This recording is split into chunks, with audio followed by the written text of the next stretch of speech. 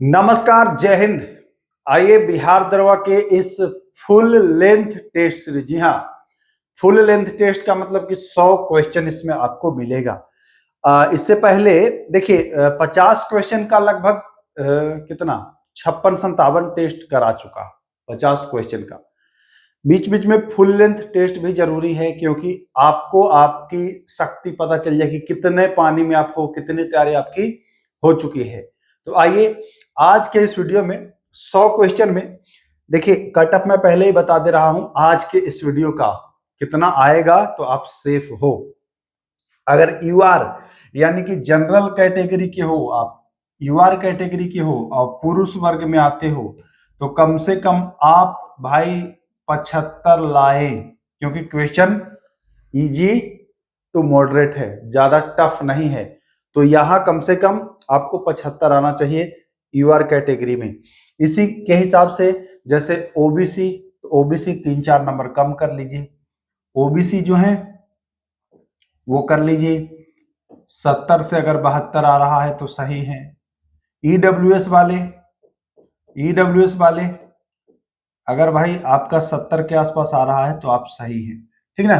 बाकी महिलाएं जो हैं, पुरुष से अगर यू आर महिला हो, आप यू आर अगर आप फीमेल हो तो आपका 68, 65 से 68 है ना, 65 से 68 अगर आप ला रहे हैं। उसी प्रकार से सारे कैटेगरी वाले अपना अपना जो है वो कम कर लिया। क्यों कहेंगे कि इतना ज्यादा क्यों? क्योंकि क्वेश्चंस इजी है और आप घर पर हो। यही क्वेश्चन अगर आपको एग्जाम में मिलेगा तो इसी का कट ऑफ आ जाएगा 65, जो 75 बताया हूं वो 65 आ जाएगा। क्योंकि आप एग्जाम हॉल में रहेंगे, प्रेशर अलग क्रिएट रहता है, वहां ज्यादा आप समस्या का सामना करोगे, यहां कम करोगे। आओ आओ भाई, चलो पहला प्रश्न, धातु के ऑक्साइड की जो प्रकृति होती है वो कैसी होती है?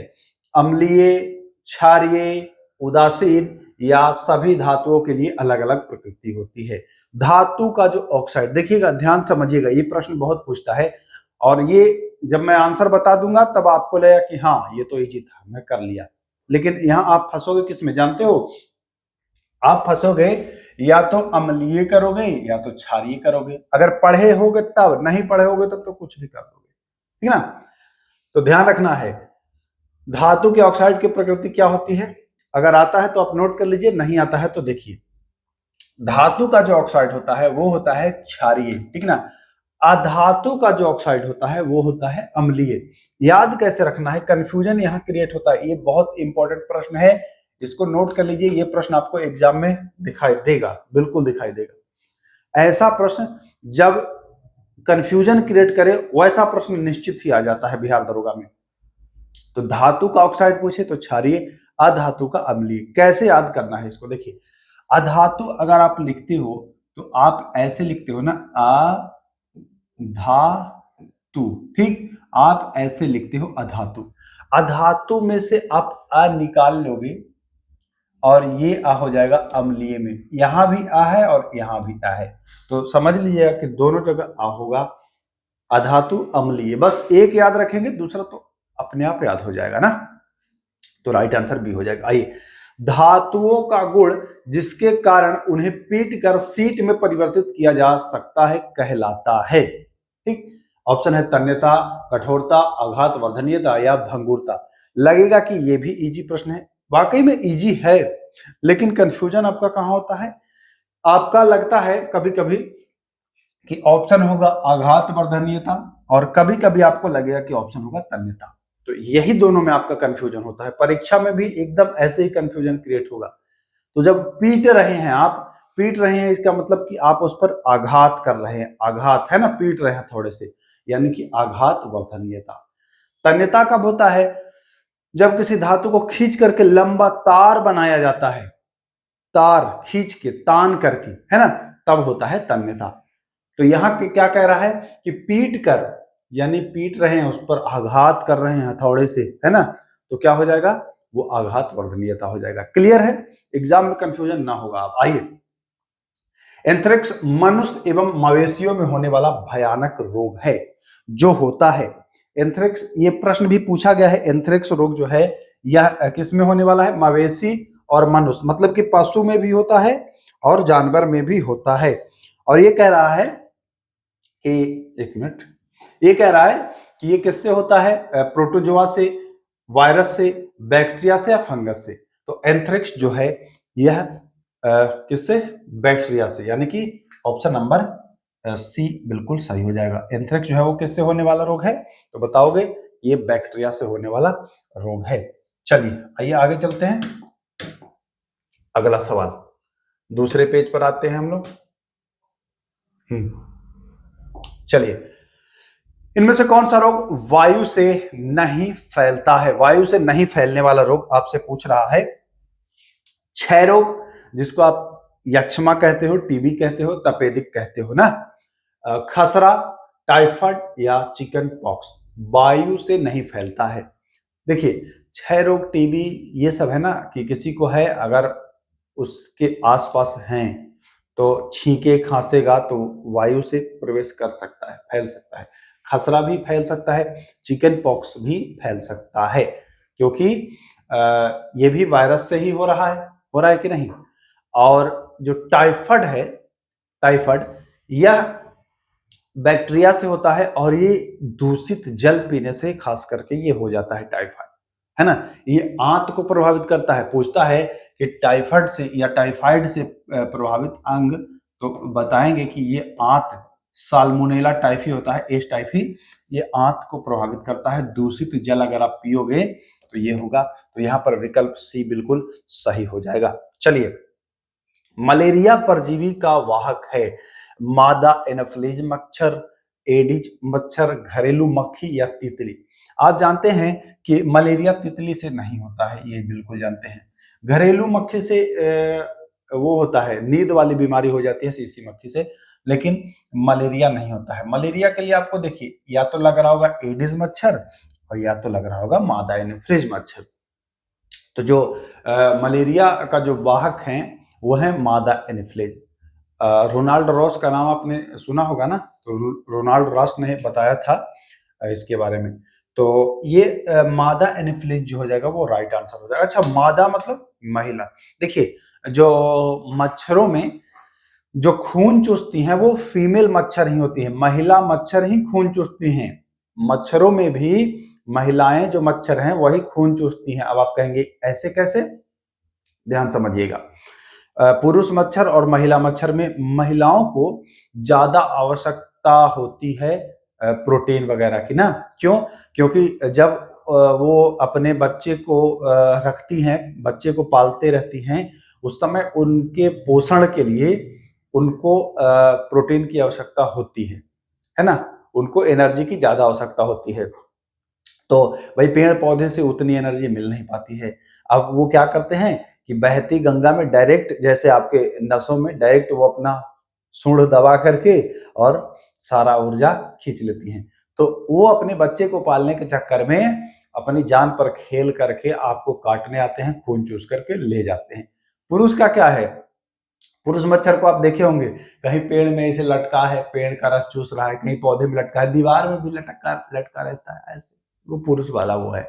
महिला वाला है कि भाई ये खून चूस के ही मानेंगे, मारे भी जाते हैं, है ना, बहुत सारे मारे भी जाते हैं। तो मादा एनोफिलीज क्लियर हो जाएगा। आइए, चीनी को अल्कोहल में परिवर्तन करने की प्रक्रम का नाम है। एनसीईआरटी से उठाया गया डायरेक्ट है ये सवाल, और पूछ सकता है ये प्रश्न, बहुत अच्छा सवाल है। तो चीनी को अल्कोहल में ऑप्शन है नाइट्रोजन स्थिरीकरण, मोल्डिंग, संक्रमण और किण्वन। तो देखिए, दो ऑप्शन तो आप छाट देंगे, संक्रमण भी आप छाट दोगे, नाइट्रोजन स्थिरीकरण भी छाट दोगे। आपको लगेगा कि मोल्डिंग है या किण्वन है ना। ऐसे दो ऑप्शन आपको फंसाएगा जो एग्जाम में भी फंसाता है, बट जो राइट आंसर है वो हो जाएगा किण्वन, है ना। तो सही आंसर ध्यान रखिएगा। आइए चलिए, इनमें से कौन सा तार अधिक प्रबल होगा, इस्पात का तार, नायलॉन का तार, लोहा का तार, या सभी एक समान होगा। प्रबल होगा, सबसे अधिक प्रबल इनमें से जो होगा वो होगा नायलॉन का तार। आइए, फास्फोरस एक बहुत सक्रिय अधातु है, इसे कहाँ रखा जाता है, तो फास्फोरस को जल में आप रखते हो। कहाँ रखते हो, जल में आप रखते हो। चलिए, सावाक किस देश की गुप्तचर संस्था है। सावाक जो है वह गुप्तचर संस्था ईरान का है। कहाँ का? ईरान का है। विश्व के जितने प्रमुख गुप्तचर संस्थाएं हैं इन पर एक वीडियो मैं उपलब्ध करा चुका हूं, तो ध्यान दीजिएगा, वो देख लीजिएगा जाकर के, साबाक हो जाएगा ईरान। एक पूछता है मुखबरात, एक पूछता है अल मुखबरात, तो ये सब जाकर के वीडियो देख लें आप, उसमें आपको क्लियर हो जाएगा कौन कहाँ की गुप्तचर जो है वो संस्था है। आइए 10वां सवाल क्या कह रहा है, देखिए। मेहता, तेलंग और तैयब जी, जी हाँ, मेहता, तेलंग और तैयब जी को सामूहिक रूप से क्या कहा जाता है? बिहार का त्रिमूर्ति, असम का त्रिमूर्ति, बंबई का त्रिमूर्ति या बंगाल का त्रिमूर्ति? इनको सामूहिक रूप से मेहता और तेलंग और बदरुद्दीन तैयब जी, है ना, इनको कहा जाता है बंबई का त्रिमूर्ति। क्या कहा जाता है? बंबई का त्रिमूर्ति। इंपॉर्टेंट है, ध्यान रखिएगा। बंबई का त्रिमूर्ति में कौन कौन शामिल हैं? तो भैया मेहता, तेलंग और तैयब जी। आइए स्वातलिंग कप, कप्स, ये भी, इस टॉपिक को भी मैं पूरा करा चुका हूं, उपनाम वाला, जाकर के प्लेलिस्ट बना हुआ है बिहार ईसाई विविध, उसमें देखेंगे, सब मिल जाएगा। स्वातलिंग कप किस खेल की ट्रॉफी है? राष्ट्रीय खेल और अंतरराष्ट्रीय खेल की ट्रॉफी का भी मैं पूरा डिटेल आपको करा चुका हूं, तो जाकर के देख लेना, विविध का जो बना हुआ है प्लेलिस्ट, उसमें आपको मिल जाएगा, कहीं से भी कोई छोड़ा गया नहीं है। आइए, तो बैडमिंटन है, फुटबॉल है, टेबल टेनिस है या गोल्फ है? तो जो सही आंसर है ये पुरुषों का टेबल टेनिस है। स्वातलिंग कप जो है यह पुरुषों के टेबल टेनिस से संबंधित है, ध्यान दीजिएगा। आइए, भारत का पहला सौर ऊर्जा संचालित नाव की शुरुआत कहाँ हुई है? कह रहा है कि भारत का पहला सौर ऊर्जा से चलने वाला नाव, कैसे चलेगा ये नाव? तो ये नाव चलेगा भैया सौर ऊर्जा से, और यह किसमें है भाई? तो यह गोमती नदी में यह शुरू हुआ है। कहाँ शुरू हुआ है? गोमती नदी में, तो ध्यान रखिएगा। चलिए हम चलते हैं अगले सवाल की ओर। हाँ, कहाँ गया? आ गया ना 12 नंबर। एक मिनट। सरयू नदी, गोमती नहीं, सरयू, सरयू बोल रहे हैं ना। चलिए, क्यों ना, ध्यान अगर इधर उधर रहता है ना कभी, जैसे अभी ध्यान था मोबाइल में, तो थोड़ा सा बोलने में हो जाता है ऊंच नीच। आइए, अच्छा सवाल है। एक राष्ट्र एक चुनाव से संबंधित संविधान संशोधन विधेयक पर विचार करने के लिए केंद्र सरकार ने किसकी अध्यक्षता में एक जेपीसी, है ना, जेपीसी का गठन किया है? ज्वाइंट पार्लियामेंट कमेटी का गठन किया गया है। एक राष्ट्र एक चुनाव, अभी हुआ था ना कि एक राष्ट्र में एक चुनाव होगा, एक राष्ट्र में एक चुनाव होगा, मतलब कि लोकसभा का, विधानसभा का, जितने सब चुनाव होते हैं वो सब एक ही साथ होंगे, ऐसा सुना था आपने। तो उसके लिए भर्तृहरि महताब की अध्यक्षता में जो है क्या किया गया था? एक जेपीसी का गठन किया गया है, कमेटी का गठन किया गया है, तो ये पूछेगा, इंपॉर्टेंट है। आइए, रिवर स्विंग पुस्तक किसने लिखा है? रिवर स्विंग पुस्तक किसने लिखा है? ऑप्शन है राकेश पाठक, हेमा जोशी, अशोक टंडन या ट्विंकल खन्ना। जी हाँ, क्या कह रहा है? कह रहा है कि रिवर स्विंग नामक पुस्तक लिखा है, किसने लिखा है? तो भैया जो सही आंसर होगा वो होगा अशोक टंडन। नाम क्या है? अशोक टंडन। इंपॉर्टेंट है, ध्यान रखेंगे। आइए 15वां सवाल। ब्रिक्स का पूर्ण सदस्य हाल ही में कौन बना है? तो ब्रिक्स का जो हाल ही में पूर्ण सदस्य बना है वह बना है इंडोनेशिया। कौन बना है? इंडोनेशिया। इंडोनेशिया की राजधानी अगर पूछता है तो इंडोनेशिया की राजधानी है जकार्ता। जी हाँ, जकार्ता। इंडोनेशिया की राजधानी जकार्ता है, ध्यान रखिएगा। 15 नंबर सवाल का आपका जो विकल्प हो जाएगा ए सही हो जाएगा। आइए, हाँ देखते हैं 16वां प्रश्न। हाँ, हाल ही में खालिस्तान को केंद्र सरकार ने पहले विज्ञान रत्न पुरस्कार 2024 से सम्मानित किया है। किसको किया है भैया? ऑप्शन है गोविंद राजन, पद्म नाभन, मनीष गर्ग, शोभना राणाडे या प्रमोद भगत। किसको 2024 में कौन सा विज्ञान रत्न, पहला विज्ञान रत्न मिला है? तो यह मिला है गोविंद राजन पद्मनाभन को। जी हाँ, पद्मनाभन को मिला है ये पहला विज्ञान रत्न। ये पहला है इसलिए इंपॉर्टेंट है, ध्यान रखिएगा। ये पहला है इस वजह से इंपॉर्टेंट है क्योंकि पहला अगर कोई चीज होता है तो वो समझिए कि महत्वपूर्ण हो जाता है। पहला जब जैसे ही पूछ दिया पहला तो वो समझिए कि वो हो गया इंपॉर्टेंट, है ना, ध्यान रखिएगा। चलिए आगे चलें। 10वां अंतर्राष्ट्रीय योग दिवस मनाया गया। 10वां अंतर्राष्ट्रीय योग दिवस मनाया गया कहाँ में? केरल में, बनारस में, श्रीनगर में या पुणे में। 10वां अंतर्राष्ट्रीय योग दिवस कब मनाया जाता है? कब मनाया जाता है? तो 21 जून को अंतर्राष्ट्रीय योग दिवस मनाया जाता है। बहुत अच्छा सवाल बनता है ये। 21 जून को 21 जून को मनाया जाता है, तो ध्यान रखिएगा। और ये जो राइट आंसर हो जाएगा वो हो जाएगा श्रीनगर। ठीक, चले आगे, आ जाइए।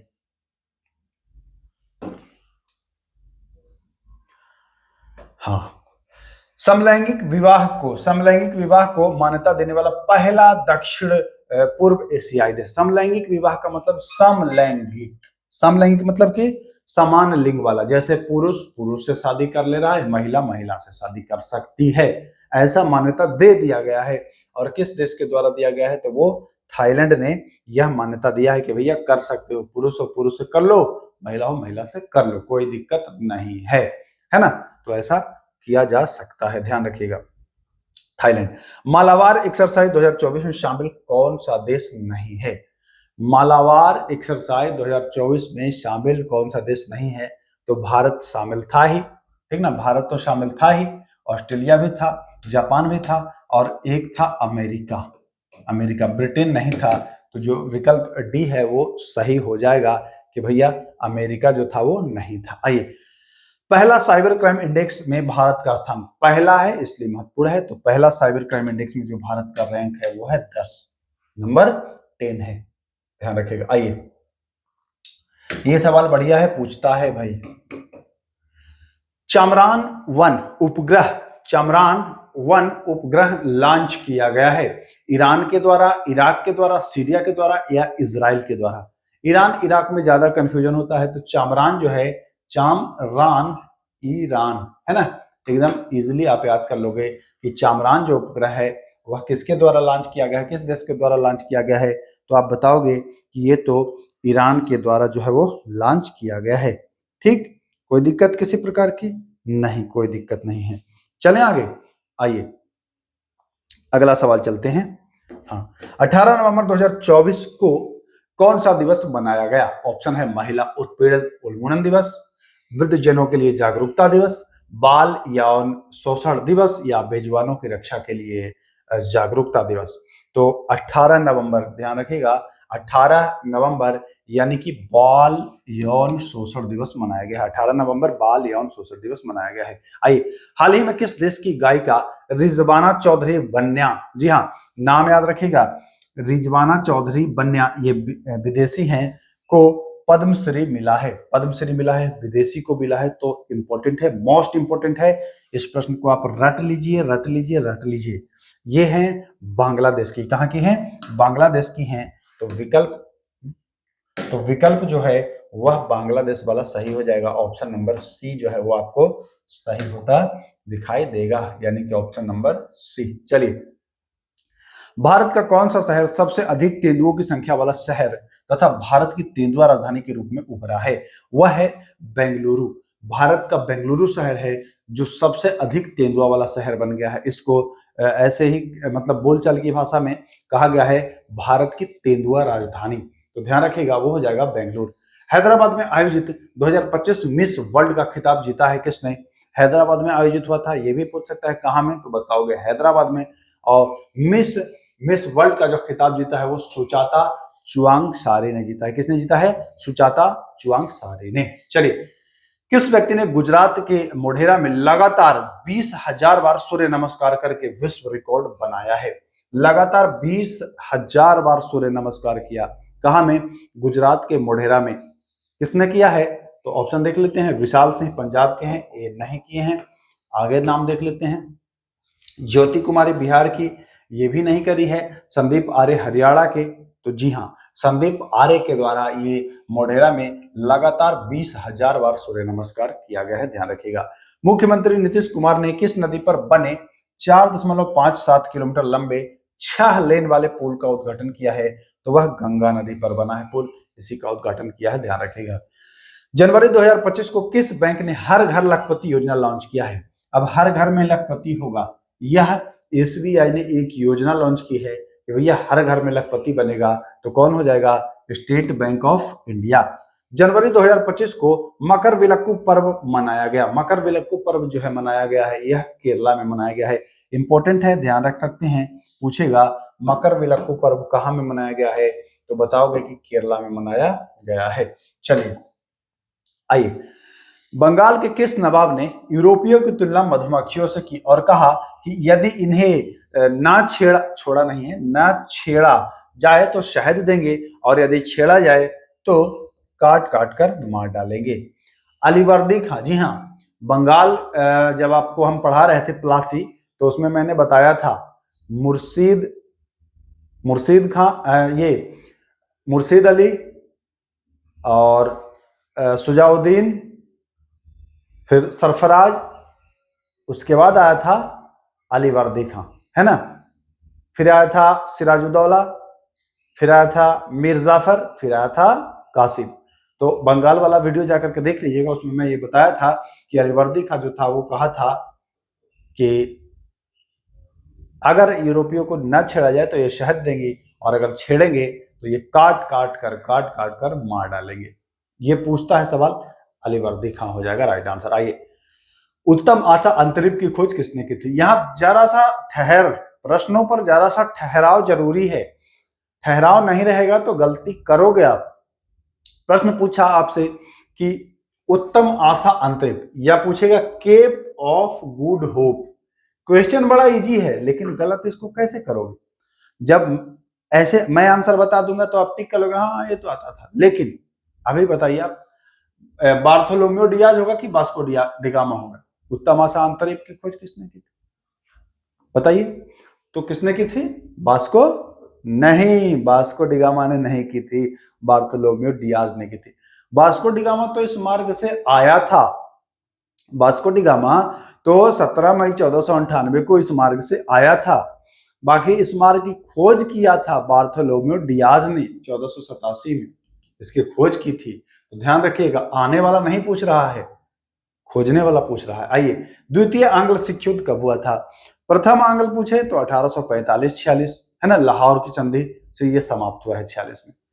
द्वितीय आंग्ल सिख युद्ध 1848-49। तो ध्यान रखिएगा, आपसे पूछ रहा है द्वितीय, तो आप बताओगे सही विकल्प क्या बताओगे आप, तो आप सही विकल्प बताओगे ऑप्शन नंबर डी। चलिए, मोरक्को संकट कब आया था। मोरक्को संकट कब आया था, 1912 है ऑप्शन में, 1911 है ऑप्शन में, 1908 है ऑप्शन में, 1905-6 है। तो मोरक्को संकट जो है यह आया था 1905-6 में। चलिए, एक सवाल पूछा था जो मैं पूछ दे रहा हूं, किस राज्य में जीवित जड़ पुल आपको मिलता है या बनाया जाता है। जीवित जड़ पुल, लिविंग रूट ब्रिज किस राज्य में अब बनाया जाता है, किस राज्य में मौजूद है या किस राज्य में मिलता है, कमेंट करेंगे। क्या मैं ऑप्शन दूं, मैं ऑप्शन देने की स्थिति में हूं, और मैं ऑप्शन दे रहा हूं आपको तमिलनाडु, ऑप्शन दे रहा हूं मणिपुर, ऑप्शन दे रहा हूं मेघालय, और ऑप्शन दे रहा हूं नागालैंड। तमिलनाडु, मणिपुर, मेघालय और नागालैंड, ये 4 विकल्प हैं। आपको कमेंट करना है कि लिविंग रूट ब्रिज कहां मिलता है या जीवित जड़ पुल कहां मिलता है। बहुत अच्छा प्रश्न है, पूछा भी गया है। इसका कमेंट आप इसका आंसर कमेंट बॉक्स में दर्ज करोगे। 1906, जी हाँ, मोरक्को संकट 1905-1906 में आया था, तो विकल्प ए सही हो जाएगा। हेब्सबर्ग अंपायर के अंतर्गत शामिल नहीं था। जब मैं विश्व इतिहास पढ़ाया हूं तो अच्छा, वो बिहार पुलिस के लिए पढ़ाया था, बिहार दरोगा के लिए नहीं कराया हूं, तो चलिए करा दूंगा। 2-3 प्रश्न यहाँ से विश्व इतिहास से दिखता है तो करा दूंगा। हेब्सबर्ग अंपायर के अंतर्गत कौन शामिल नहीं था, तो फ्रांस, इटली, बेल्जियम तीनों तो थे ही, बट रूस नहीं था।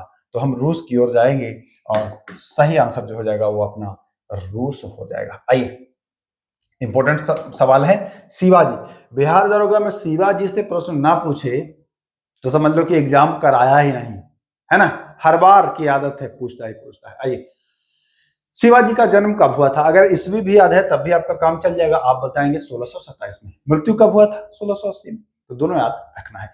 किसके संदर्भ में यह कहावत थी कि इसकी सीमा कटक से अटक तक फैली है, किसके बारे में यह कहावत थी, तो यह जो कहावत थी यह मराठों के बारे में ही थी। भैया इनकी जो सीमा है ना वह कटक से अटक तक फैली है। इंपॉर्टेंट है, नोट कर लो, ध्यान रखोगे।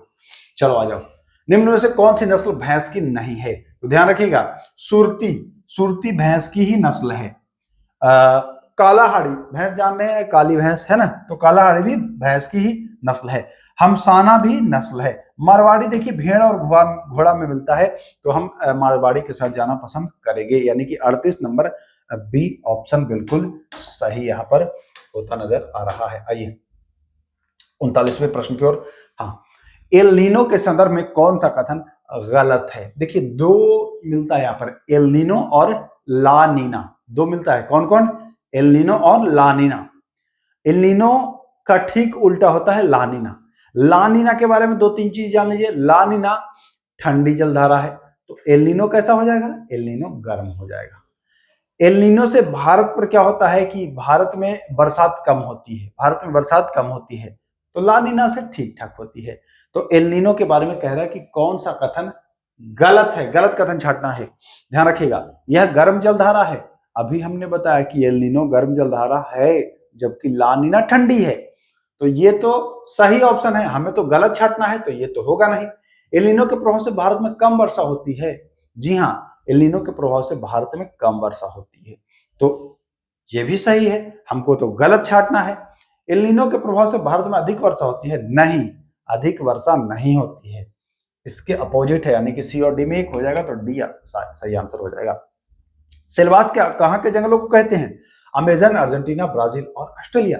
सेलवास कहाँ के जंगलों को कहते हैं? अब कंफ्यूजन होता है कि सेलवास अर्जेंटीना था कि अमेजन, ये था अमेजन था कि ब्राजील था कि ऑस्ट्रेलिया था। तो ध्यान रखिएगा, अमेजन एक आप ऑनलाइन परचेज करते हो, अमेजन करते हो ना, वहां कभी कभी सेल लगता है, बिग बिलियन डे सेल ऐसे, या फिर कोई और सेल ऐसे लगता है, परचेज तो करते ही होगे। तो सेल से यहां से सेल उठा लीजिएगा, और ये सेल कहाँ लग रहा है तो बताइएगा कि ये अमेजन पर लग रहा है। इसको याद कर लोगे आप इजिली, कभी भूलोगे भी नहीं। चलो आ जाओ, अन्नपूर्णा पर्वत किस देश में है? तो ये पर्वत जो है वो नेपाल, कहाँ में? नेपाल में है। आइए, चक्रवात के संदर्भ में कौन सा कथन असत्य है, मतलब कि गलत कथन छाटिए चक्रवात के संदर्भ में। आइए छाटते हैं। चक्रवात जब होता है, यह बाहर से चलता है केंद्र की ओर। चक्रवात तो बाहर से केंद्र की ओर चलने का मतलब क्या है कि इधर वायु दाब जो है यह क्या है भैया? अधिक है। आप जानते हैं कि वायु हमेशा अधिक से कम की ओर चलती है ना, तो इधर वायु दाब क्या है? कम है। ये बाहर है, ये कहाँ है? ये है बाहर, और ये है केंद्र, बाहर से केंद्र की ओर चलती है ना, समझिएगा। इसमें केंद्र में निम्न वायुदाब होता है, केंद्र में वायुदाब कम है, माइनस है ना, तो ये तो सही है, लेकिन हमें तो छांटना है गलत कथन। इसमें केंद्र की ओर उच्च वायुदाब होता है। भाई केंद्र की ओर कहाँ उच्च वायुदाब है? वायुदाब तो बाहर की ओर उच्च है, तो जो विकल्प बी हो जाएगा वही सही हो जाएगा। क्लियर है ना? क्लियर है। चलिए, पृथ्वी पर उपलब्ध जलीय स्रोतों में इनमें से किसमें सबसे कम जल है? झील में, मिट्टी की आर्द्रता में, वायुमंडलीय जलवाष्प में, नदी में। अच्छा, सीधा पूछ रहा है कि पानी सबसे ज्यादा कम कहां मिलेगा? झील का पानी, ठीक, कि मिट्टी में जो आर्द्रता है, नमी है, उसमें पानी जो है मिट्टी में आर्द्रता वाला वो पानी, कि वायुमंडल में जो जलवाष्प है वो पानी कम है, कि सबसे पानी कम नदी में है। अच्छा, ये बहुत मतलब मजेदार है, यहाँ तो मैक्सिमम लोग गलत करेंगे इसको, क्योंकि कुछ लोगों को लगेगा कि झील में पानी कम है। भाई झील में पानी ज्यादा है। झील कैस्पियन सागर कितना बड़ा झील है ना, बड़ी बड़ी झीलें हैं। अब ये मत समझिए कि सांभर झील और वुल्लर झील ही है खाली, बहुत बड़ी बड़ी झीलें हैं, तो पानी कम नहीं है झील में। मिट्टी की आर्द्रता, मिट्टी की आर्द्रता जो भूमिगत जल हम लोग खींच रहे हैं, जमीन से जो पानी पीने के लिए निकाल रही है, तो मिट्टी के अंदर कितना सारा आर्द्रता के रूप में है, तो ये भी बहुत सारा जल है, कम नहीं है। वायुमंडल में जो जलवाष्प है, इसको आप कम मत समझिए, इसमें भी बहुत सारा जल है, बहुत सारा जल है, बहुत सारा, मतलब हल्का फुल्का नहीं, बहुत सारा। सबसे कम जल अगर इनमें है तो वो है नदी में। अब आप कहेंगे सर नदी, ये ब्रह्मपुत्र नदी, सिंधु नदी, गंगा नदी, नील नदी, बस इतना ही ना? वायुमंडल तो हर जगह है, नदी के ऊपर भी, समुद्र के ऊपर भी, तो हर जगह वायु में नमी है, और इतना नमी है, इतना नमी है कि देखते हैं बरसात जब होने लगता है तो नदी का नदी भर जाता है, बाढ़ का बाढ़ आ जाता है, नदी कितना नदी उफान आ जाता है, तो वो जल कहाँ है, तो वो जल वाष्प का ही जल है ना, तो नदी से तो ज्यादा है ही। वो नदी को जब चाहे तब भर देता है, नदी का सूखता है तो सारा पानी वाष्प में ही तो चला जाता है। तो सबसे कम जल इनमें अगर जो होगा वो हो जाएगा नदी में। रूपनगर ताप विद्युत केंद्र कहाँ में, तो रूपनगर ताप विद्युत केंद्र जो है वह पंजाब में आपका है। कहाँ में है, पंजाब में। देखिए वीडियो बहुत ज्यादा लंबा हो जाता है ना, थोड़ा आप लोग भी उबने लगते होंगे, इसीलिए मैं 50-50 क्वेश्चन का सीरीज लाता था। लेकिन भाई चूंकि एग्जाम में 100 क्वेश्चन है तो 100 यहां भी जरूरी है। तो चलिए, नामदेश्वरी उर्वरक स्थल स्थित है, तो नामदेश्वरी उर्वरक जो स्थल है वो इंपॉर्टेंट है, गुजरात में है, ध्यान रखिएगा। अमृत बाजार पत्रिका के संस्थापक कौन थे, तो शिशिर कुमार घोष थे।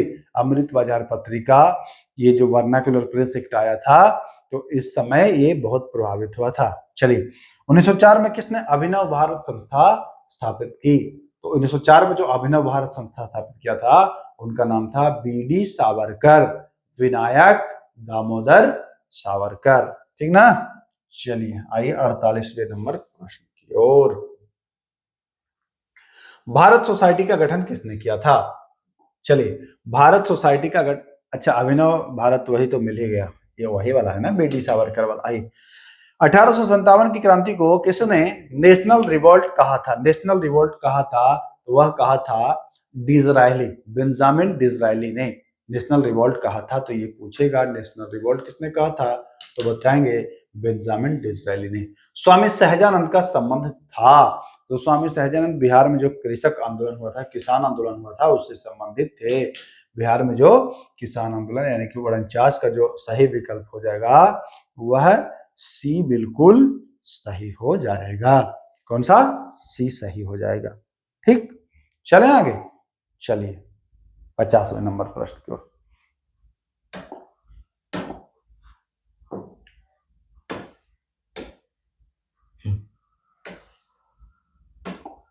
आइए, गांधी जी ने अहमदाबाद से दांडी यात्रा किस लिए की थी, गांधी जी ने अहमदाबाद से दांडी यात्रा निकाली थी, किस लिए निकाली थी, ऑप्शन है असहयोग आंदोलन के लिए, नमक कानून तोड़ने के लिए, द्विपक्षीय समझौता करने के लिए, या इनमें से कोई नहीं। तो गांधी जी ने जो ये दांडी यात्रा किया था ये नमक कानून तोड़ने के लिए, यानी कि 50 का जो विकल्प हो जाएगा यह कौन सा सही हो जाएगा, तो यह जो हो जाएगा वह बी सही हो जाएगा। आइए, निम्न में से किसने टंका अथवा रुपया, 51 नंबर सवाल है, निम्न में से किसने टंका अथवा रुपया नामक चांदी की मुद्रा का प्रचलन किया था, चांदी की मुद्रा का।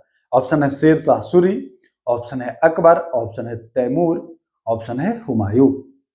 तो ये चांदी का टंका जो और रुपया जो निकाला था, यह निकाला था शेरशाह सूरी। किसने, शेरशाह सूरी। शेरशाह सूरी के बारे में कहा जाता है द्वितीय अफगान वंश का संस्थापक। शेरशाह सूरी के बारे में क्या कहा जाता है, द्वितीय अफगान वंश का संस्थापक इसे ही कहा जाता है, शेरशाह सूरी को। तो ध्यान रखिएगा, शेरशाह सूरी के बारे में इतनी बातें आपको याद रखना है कि हो जाएगा ये चांदी का रुपया और टंका जो है इसने ही निकाला था। आइए अगला प्रश्न, बाजार नियंत्रण प्रणाली किसने प्रारंभ की थी, बाजार नियंत्रण प्रणाली किसने प्रारंभ की थी। ऑप्शन है औरंगजेब, अलाउद्दीन खिलजी, चंद्रगुप्त मौर्य और शाहजहां। तो बाजार नियंत्रण प्रणाली से जो संबंधित व्यक्ति है वह है अलाउद्दीन खिलजी। कौन है, अलाउद्दीन खिलजी, ध्यान रखिएगा अलाउद्दीन खिलजी इंपॉर्टेंट है। आइए अगला प्रश्न चलते हैं। अगला सवाल देखिए क्या कह रहा है, दक्षिण भारत से उत्तर भारत में भक्ति आंदोलन किसने चलाया था।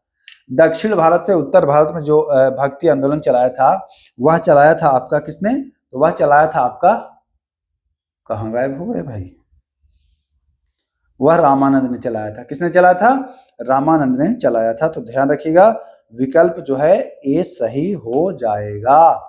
चलिए अगले सवाल पर आते हैं।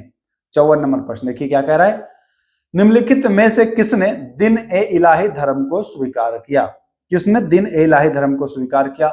ऑप्शन है मान सिंह, ऑप्शन है बी टोडरमल, सी ऑप्शन है बिरबल और डी ऑप्शन है इनमें से कोई नहीं।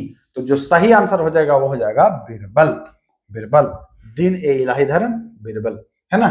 और 1582 में चलाया गया था अकबर के द्वारा। तो ध्यान रखिएगा बिरबल। किसने कहा कि मुद्रण ईश्वर की दी हुई महानतम देन है, यह सबसे बड़ा तोहफा है। मुद्रण जो है, प्रिंटिंग जो है, यह ईश्वर की सबसे महानतम देन है, और यह कहा था मार्टिन लूथर किंग ने, ठीक ना। विश्व सर्वप्रथम मुद्रण की शुरुआत कहां में हुई थी? तो सर्वप्रथम मुद्रण की शुरुआत जो हुई थी वह हुई थी चाइना। हाँ, कहां? चाइना या चीन में। क्लियर? आइए, हिंद चीन पहुंचने वाले प्रथम व्यापारी कौन थे? तो हिंद चीन, आप जानते हैं कि भारत आने वाले सबसे पहले व्यापारी थे पुर्तगाल, है ना। आपको मैं बताया भी हूं, पी से पुर्तगाल, फिर डच, फिर अंग्रेज, फिर डेनिश, फिर फ्रांसीसी। पीडी ईडीएफ आपको याद कर लेना है, P D E D F, यही सीक्वेंस है। सबसे पहले पुर्तगाली आते हैं, सबसे बाद में पुर्तगाली जाते हैं। पुर्तगाली वास्को डिगामा बन के आया 1498 में, गोवा से 1961 में वह आखिरी में गया है। तो ध्यान रखिएगा, बहुत इंपॉर्टेंट है ये। सबसे पहले आता है और सबसे बाद में जाता है। भला ऐसे कोई करता है क्या? चलिए चले आगे। तो वो क्या हो जाएगा? वो हो जाएगा पुर्तगाली। देखिए ऑप्शन नंबर क्या हो जाएगा? ऑप्शन नंबर सी हो जाएगा पुर्तगाली। पुर्तगाली ही था जो सबसे पहले आता है और जाने का नाम लेता है तो सबसे बाद में जाता है। संविधान निर्माण परिषद की झंडा समिति के अध्यक्ष कौन थे? झंडा समिति के अध्यक्ष, देखिए यहाँ दो सवाल पूछता है, एक राष्ट्रध्वज तदर्थ समिति, तब हो जाएगा राजेंद्र प्रसाद, और झंडा समिति जब पूछे तो हो जाएगा जेवी कृपलानी। ध्यान रखिएगा, राष्ट्रध्वज पूछे, राष्ट्रध्वज संबंधी तदर्थ समिति का, तो राजेंद्र प्रसाद हो जाता है वैसे में। आइए, सॉलिसिटर जनरल निम्नलिखित में से क्या होता है? तो सॉलिसिटर जनरल जो होता है वह भारत सरकार का क्या होता है? कानूनी सलाहकार होता है। तो भारत सरकार का क्या हो जाएगा? कानूनी सलाहकार, ठीक ना। आइए, भारतीय संविधान में अवशिष्ट शक्तियां किसमें निहित है? भारतीय संविधान में जो अवशिष्ट शक्तियां निहित है, ऑप्शन है राष्ट्रपति, राज्य, केंद्रीय मंत्रिमंडल या संसद। तो अवशिष्ट शक्तियां जो है वह केंद्र यानी कि संसद में जो है वो निहित है, ध्यान रखेंगे। चलिए, राज्य के नीति निर्देशक तत्व या नीति निर्देशक सिद्धांतों के निर्देशानुसार अनुच्छेद में से कौन सा अनुच्छेद अंतरराष्ट्रीय शांति और सुरक्षा से संबंधित है? अनुच्छेद आपको कम से कम 4 अनुच्छेद, 3 अनुच्छेद एग्जाम में आएगा, 3, 4, 5 भी आ सकता है। तो अनुच्छेद अच्छे से पढ़ के जाना है। अनुच्छेद पर वीडियो में उपलब्ध करा दूंगा, कराया भी हूं और करा दूंगा। आइए, तो अनुच्छेद 51 जो है वह अंतरराष्ट्रीय शांति और सुरक्षा से संबंधित है, ध्यान रखिएगा। अनुच्छेद 42 है प्रसूति सहायता से भी संबंधित है, यह है सामान्य न्याय से संबंधित, तो ध्यान रखिएगा। कोई भी विधेयक धन विधेयक है कि नहीं है, इसका फैसला कौन करेगा? कोई भी विधेयक धन विधेयक है कि नहीं है, इसका निर्णय कौन करेगा? तो इसका निर्णय जो करेगा वो करेगा लोकसभा का अध्यक्ष यानी लोकसभा स्पीकर। तो विकल्प जो हो जाएगा वो कौन सा सही हो जाएगा? ऑप्शन नंबर सी सही हो जाएगा। बात करते हैं कि लोकसभा अध्यक्ष भारतीय संविधान के किस अनुच्छेद में है उसका उल्लेख। तो लोकसभा अध्यक्ष का 93 जब आप अनुच्छेद पढ़ोगे तो यहां दिया हुआ है इसके बारे में। चलिए, पंचायती राज सामान्यता, देखिए पंचायती राज सामान्यता जो है वह त्रिस्तरीय समिति है। अब त्रिस्तरीय समिति में पूछता है कि भाई किसने की थी सिफारिश, अशोक मेहता ने कि बलवंत राय मेहता ने, है ना। तो बलवंत राय मेहता, ध्यान रखिएगा। तो त्रिस्तरीय व्यवस्था है, कहीं कहीं पर 4 स्तरीय भी है, कहीं 2 स्तरीय भी है, लेकिन सामान्यतः जो है वो 3 स्तरीय ही है, ध्यान रखना है। और ये बलवंत राय मेहता समिति कब आया था और अशोक मेहता समिति कब आया था? एक आया था 1957 में, बलवंत राय जो था वो 1957 में था और अशोक जो था वो 1977 में था। तो ये दोनों आपको ध्यान में रखना था। चलिए, भारतीय संविधान लागू कब हुआ था? सीधी सी बात है, 26 जनवरी 1950, है ना। ये लागू हुआ था, पूर्ण रूप से लागू हुआ था, लेकिन आंशिक लागू या संविधान के कुछ अनुच्छेद लागू तो वो 26 नवंबर 1949 को हुआ था, ठीक है ना, ध्यान रखिएगा।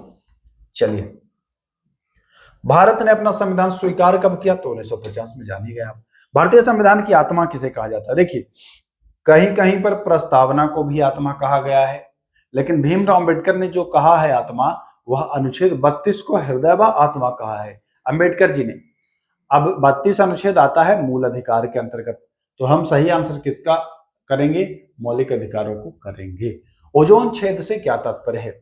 ओजोन छेद बहुत अच्छा सवाल है, इसको अगर ना समझा जाए तो बहुत सारे बच्चे गलत करेंगे और इसको पढ़ के ही आंसर करिएगा। विकल्प मैं देखता हूं, देखिए ओजोन छेद का मतलब क्या है? ऑप्शन है ओजोन परत में छेद, ऐसा है क्या? ओजोन परत में छेद हो गया है, ऐसा है? देखते हैं।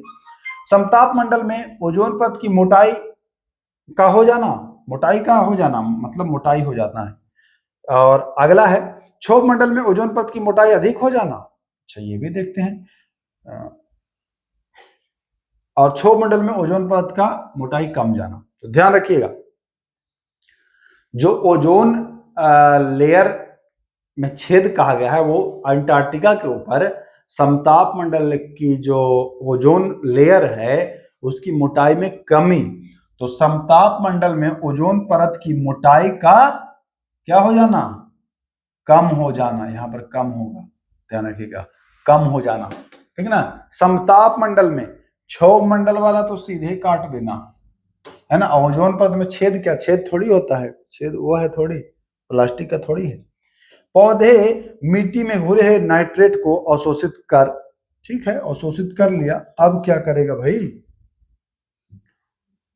उन्हें किस में परिवर्तित करते हैं? तो भैया नाइट्रोजन, नाइट्रोजन मुक्त बना देता है, नाइट्रेट को नाइट्रोजन बना देता है ना। इसको नाइट्रोजन स्थिरीकरण या नाइट्रोजन फिक्सेशन कहते हैं, मुक्त नाइट्रोजन बनाता। आइए, गर्म रेगिस्तानों में तथा उनके चारों ओर पवन धूल से बनने वाले मृदा को क्या कहा जाता है? रेगिस्तान में देखिएगा जब आंधी चलती है तो इकट्ठा मिट्टी बालू ऐसे जमा हो जाता है, उसको लोयस कहते हैं। जो हवा से उड़ करके जमा होता है, लोयस मृदा का नाम दिया जाता है उसको। आइए, निम्नलिखित में से किन्हें ऊर्जा संग्रहण के लिए इस्तेमाल किया जा सकता है? ऊर्जा संग्रहण के लिए संपीड़ित वायु इसको करते हैं, फ्लाईव्हील का भी करते हैं, बैटरी का भी, यानी कि यह सभी हो जाएगा। बंगाल में अकाल पड़ा था कब? तो बंगाल में अकाल तो बहुत पड़ा था, लेकिन एक अकाल 1943 का भी पड़ा था। तो 1943 वाला अकाल यहाँ पर देखिए, 43 ऑप्शन में है क्या? हाँ, 1943 बिल्कुल ऑप्शन में दिया हुआ है। चलिए, अंत्योदय कार्ड का संबंध किससे है? ऑप्शन है निजी वितरण प्रणाली, क्षेत्रीय कार्य प्रणाली, सार्वजनिक वितरण प्रणाली या इनमें से कोई नहीं। अंत्योदय कार्ड पीला कार्ड ना, इसको सार्वजनिक वितरण प्रणाली, सार्वजनिक वितरण प्रणाली के अंतर्गत ये आता है, तो विकल्प सी सही हो जाता है। पॉवर्टी एंड फेमेन्स पुस्तक के लेखक कौन हैं? ऑप्शन है श्रुति बनर्जी, अरविंद सुब्रमण्यम, मनमोहन सिंह या Amartya Sen. Poverty and famines अच्छा है, इंपॉर्टेंट है, ध्यान रखने योग्य है। Poverty and famines, Amartya Sen, Nobel पुरस्कार प्राप्त करता, जिनको नोबेल पुरस्कार वर्ष 1998 में मिला, भारत रत्न 1999 में मिला, है ना। अमर्त्य सेन के बारे में जान लीजिए। कल्याण अर्थशास्त्र के लिए इनको नोबेल पुरस्कार मिला था, तो ये ध्यान रखिए। अर्थशास्त्र के क्षेत्र में मिला था, ये भी ध्यान रखना है। मानव विकास सूचकांक में भारत का स्थान 2024 में है, तो 2024 की बात करेगा तो बताएंगे 130वां रैंक था। कौन सा रैंक था? 130वां। उत्पादन का निष्क्रिय साधन क्या है? उस उत्पादन का निष्क्रिय साधन ध्यान रखिएगा, इसको समझिएगा। श्रम है, उद्यम है, संगठन है। निष्क्रिय साधन मतलब निष्क्रिय, किसी काम का नहीं होगा। देखिए, इसमें एक ऑप्शन और होगा, भूमि होगा, डी होगा क्या? भूमि होगा ना। तो राइट आंसर जो हो जाएगा वो भूमि हो जाएगा। कैसे हो जाएगा? भूमि है, ठीक, भूमि है और श्रम ही नहीं है, मतलब श्रमिक ही नहीं है, काम करने वाला ही नहीं है, जमीन है, तो क्या कुछ उत्पादन कर लेंगे? भूमि तो बहुत है, बंजर भूमि देखिए बहुत है, वहां कुछ नहीं उपज रहा है।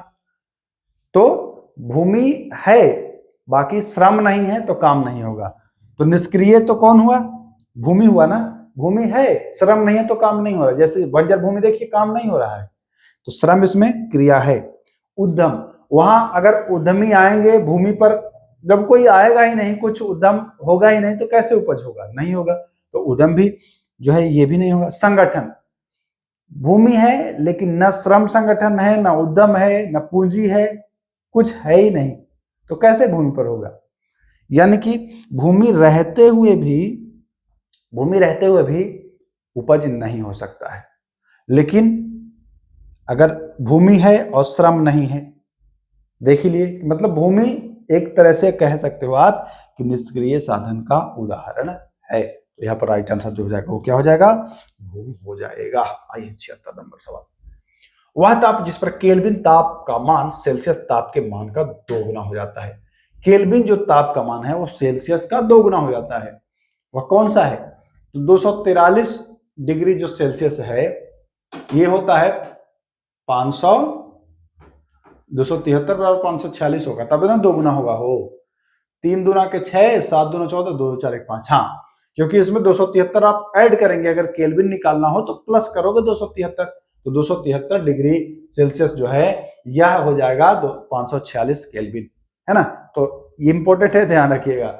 यह कहीं 546 ना ऑप्शन में दे दे तो मत समझिएगा, कम होगा। 546 में जोड़िएगा तो 5 700 800 ना हो जाएगा। 243 में ही 273 में ही 273 ऐड होगा तो हो जाएगा 546। तो राइट आंसर होगा 273। 273 डिग्री सेल्सियस पर जो केल्विन है वो 546 केल्विन होता है। और एक और पूछता है कि वह ताप जहां डिग्री सेल्सियस और फ़ारेनहाइट बराबर होता है तो वो होता है -40 डिग्री। यह डिग्री सेल्सियस और फ़ारेनहाइट दोनों बराबर होता है, दोनों ध्यान रखना। चलिए, प्रिज्म द्वारा उत्पन्न श्वेत प्रकाश के स्पेक्ट्रम में किस रंग की किरण का झुकाव सबसे अधिक होता है? जब प्रिज्म से आप, अच्छा पिछले वीडियो में मैंने प्रिज्म दिखाया था ना, प्रिज्म आप लोग को दिखाया था, अगर कहोगे तो फिर मैं प्रिज्म दिखा दूंगा, क्योंकि प्रिज्म तो आप लोगों ने देखा ही होगा। देखिए, ये है प्रिज्म, ये है प्रिज्म। जब इससे प्रकाश गुजरती है, जब इस पर लेजर आप लगाओगे, ऐसे लेजर मारोगे तो प्रकाश गुजरेगी। इधर से श्वेत मारोगे ना तो इधर 7 रंग बट जाता है। अब जब 7 रंग बट जाता है तो कह रहा है कि कौन सा कलर सबसे ज्यादा मतलब मुड़ता है, बिछड़ता है, कौन सा? तो सबसे ज्यादा जो बिछड़ेगा वो बैंगनी बिछड़ेगा। कौन सा बिछड़ेगा? बैंगनी, यही सबसे ज्यादा मुड़ता है। चलिए, पीतल किसका मिश्र धातु है? तो कॉपर और जस्ता, है ना, कॉपर और जस्ता। 70 और 30%, Cu और Zn, तो तांबा और जस्ता। सी ऑप्शन बिल्कुल सही हो जाएगा। आइए, एक तत्व का परमाणु भार किसके बराबर होता है? तो परमाणु भार जो होता है वह प्रोटॉन और न्यूट्रॉनों की कुल संख्या का, देखिए ध्यान समझिएगा, प्रोटॉन और न्यूट्रॉन के योगफल के, प्रोटॉन और न्यूट्रॉनों की कुल संख्या का, न्यूट्रॉनों की कुल संख्या प्रोटॉनों का, तो हो जाएगा प्रोटॉन और न्यूट्रॉनों की कुल संख्या का। ठीक है ना, तो ध्यान रखिएगा। आइए, सोने के आभूषण बनते हैं, तो सोना का आभूषण बनाने में आप तांबा चांदी मिला सकते हो। क्या मिला सकते हो? तांबा और चांदी। तो चांदी तो नहीं है कहीं, लेकिन तांबा है, मिलाइएगा। चलिए, हाँ, आतिशबाजी में हरा रंग किसकी उपस्थिति के कारण होता है? सोडियम, मैग्नीशियम, बेरियम या स्ट्रोंशियम। आतिशबाजी जब होता है तो उसमें देखेंगे कि हरा, लाल सब निकलता है ना। तो हरा जब निकलेगा तो वो बेरियम ऑक्साइड के कारण, और लाल चटक निकलेगा तो स्ट्रोंशियम के कारण निकलता है। ठीक ना। आइए, KNO2 का रासायनिक सूत्र क्या है? Kn यानी कि पोटेशियम नाइट्रेट। K से होता है ना पोटेशियम, पोटेशियम, तो कहां गया पोटेशियम? देखिए, पोटेशियम नाइट्रेट, तो सही हो जाएगा ऑप्शन नंबर डी, बिल्कुल राइट आंसर। आइए, 83 नंबर पर, निम्नलिखित में से कौन सा गैस ये वायु प्रदूषक नहीं है? वायु प्रदूषक कौन सा नहीं है, मतलब वायु को प्रदूषित नहीं कौन करता है? सल्फर का ऑक्साइड, ये तो करता है भैया। नाइट्रोजन का ऑक्साइड, ये भी कर देगा। धुआं तो करेगा ही। हाइड्रोजन तो जानना है कि मतलब है, वायु में हाइड्रोजन है ही, ऐसे है ही हाइड्रोजन, तो हाइड्रोजन को आप नहीं मान सकते हो। ये क्या वायु प्रदूषक, हाइड्रोजन जो है वो वायु प्रदूषक नहीं। चलिए, निम्न में से कौन सी गैस प्रदूषक है? देखिए, फिर आ गया, अब आ गया यहाँ पर नाइट्रोजन। तो नाइट्रोजन जान ही रहे कि वायु में नाइट्रोजन है, प्रदूषक नहीं है। CO2 अगर ज्यादा मात्रा में हो तो ये प्रदूषक है। ग्लोबल वार्मिंग आप देखते हैं कि ज्यादा CO2 की वजह से होता है, तो ज्यादा मात्रा में है तो CO2 भी प्रदूषक है वायु में। ठीक ना। वैसे नेचुरल स्थिति में भी है 0.3% के लगभग, लेकिन जो अधिक मात्रा होने पर ये प्रदूषक हो जाती है। बाकी सल्फर डाइऑक्साइड तो प्रदूषक है ही, तो सल्फर डाइऑक्साइड होगा। आंसर बी और सी दोनों हो सकता है, आंसर जो हो सकता है बी और सी दोनों, लेकिन जब ये दोनों में है तो आप एसओ2 के साथ जाओगे। न्यूट्रॉन के खोजकर्ता कौन है? तो न्यूट्रॉन के खोजकर्ता जो है वो चैडविक है, जेम्स चैडविक है।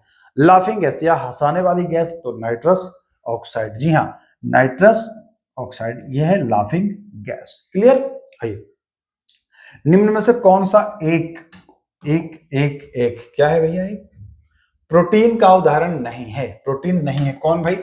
पेप्सिन, सेलुलोज, ट्रिप्सिन या ग्लोबिन? तो आप जानते हैं तो कमेंट करिए, नहीं जानते हैं। Pepsin protein, cellulose protein, trypsin protein, globin haemoglobin, रक्त को ढोने वाला। याद आया कुछ? तो जो राइट आंसर रिकॉर्ड भी हो जाएगा। मनुष्य एवं तिलचट्टा क्या है भाई? शाकाहारी, मांसाहारी, सर्वाहारी, परजीवी? मनुष्य तो जान रहे हैं सब्जी भी खाएगा, शाम को चिकन भी खा जाएगा, सर्वाहारी है ही, सब कुछ खा लेगा ये। किन परिस्थितियों में अधिक प्रोटीन युक्त भोजन की आवश्यकता होती है? अधिक प्रोटीन युक्त भोजन की आवश्यकता कब होता है? बढ़ते हुए बच्चों को, गर्भवती महिला को, दूध पिलाने वाली माँ को, इनमें से सभी को। तो ध्यान दीजिएगा, जो अत्यधिक प्रोटीन की आवश्यकता होती है वो गर्भवती महिलाओं को ज्यादा होती है, बहुत ज्यादा होती है इनको, क्योंकि खुद के लिए तो चाहिए चाहिए, जो उनका पेट में बच्चा है उनके लिए भी चाहिए, तो ज्यादा होता है। चलिए, क्लोरोफिल में कौन सा तत्व पाया जाता है? तो क्लोरोफिल में मैग्नीशियम पाया जाता है। इंपॉर्टेंट है, बहुत बार पूछा गया है, ये ध्यान रखिएगा। वायु प्रदूषक का सूचक कौन सा है? तो वायु प्रदूषक का सूचक, अब तो मैं विकल्प देखूं तब तो, हाँ, लाइकेन हो जाएगा। क्या हो जाएगा? लाइकेन ऐसा है कि जहां ज्यादा प्रदूषण होता है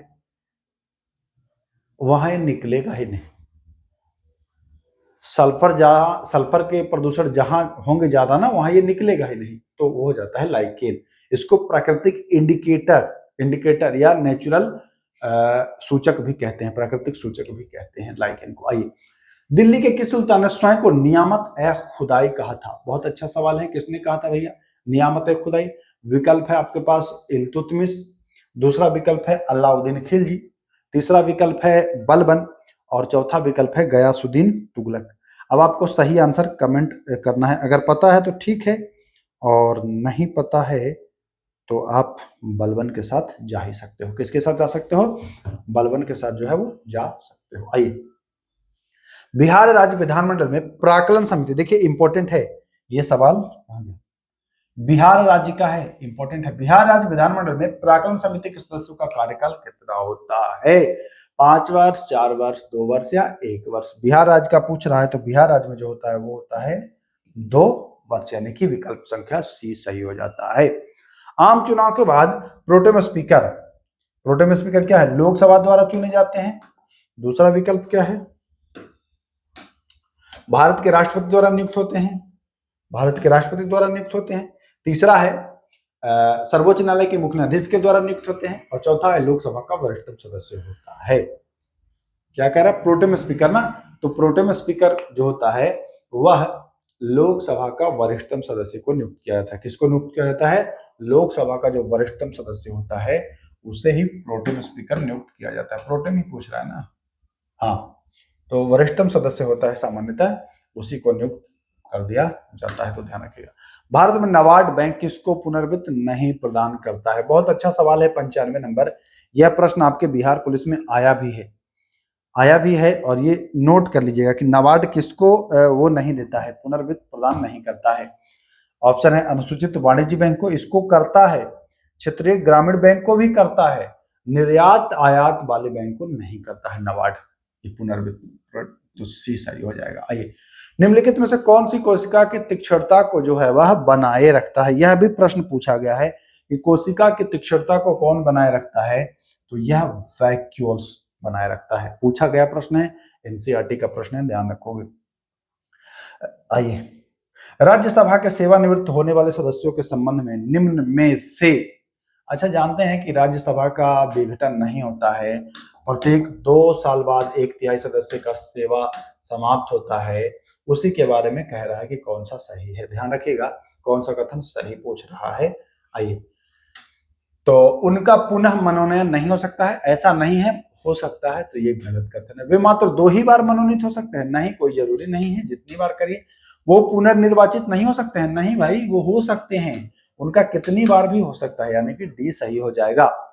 सभापति तथा उपसभापति का पद रिक्त होने पर राज्यसभा की अध्यक्षता कौन करेगा? सभापति भी नहीं है, उपसभापति भी नहीं है, तो राज्यसभा की अध्यक्षता कौन करेगा?